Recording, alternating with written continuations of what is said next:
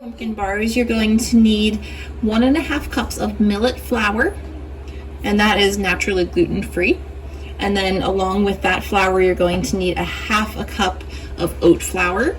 I just grind down oats myself to make oat flour because it's much simpler. And then you're also going to need 1/2 cup of sugar, of white sugar.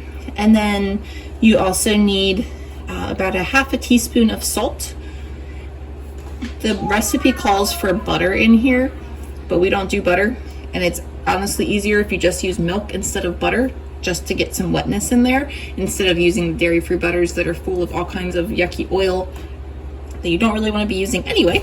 So we're just going to be using some milk in here today. We're using oat milk. That's just what we drink, but you can use whatever dairy-free milk you want.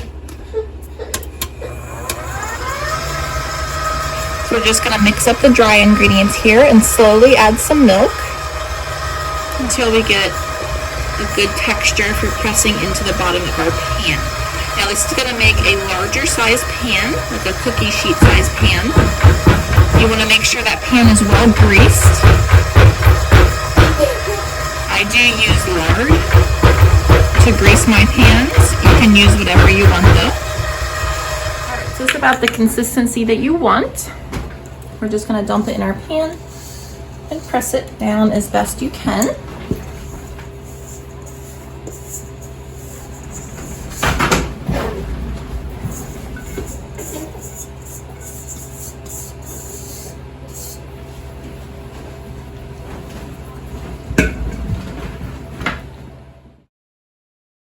We're going to go ahead and put this in the oven. You want your oven at 375.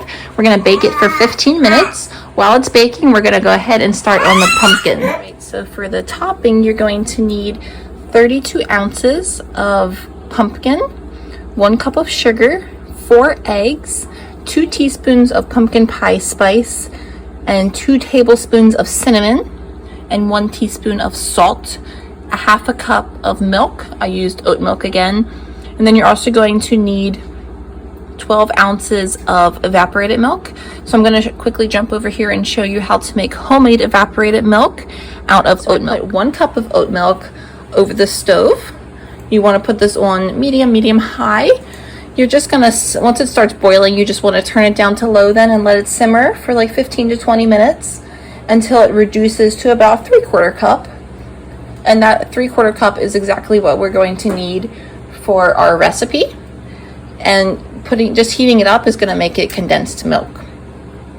So while our crust is baking, we have this on the stove going so that this will be about done at the same time our crust is going to come out.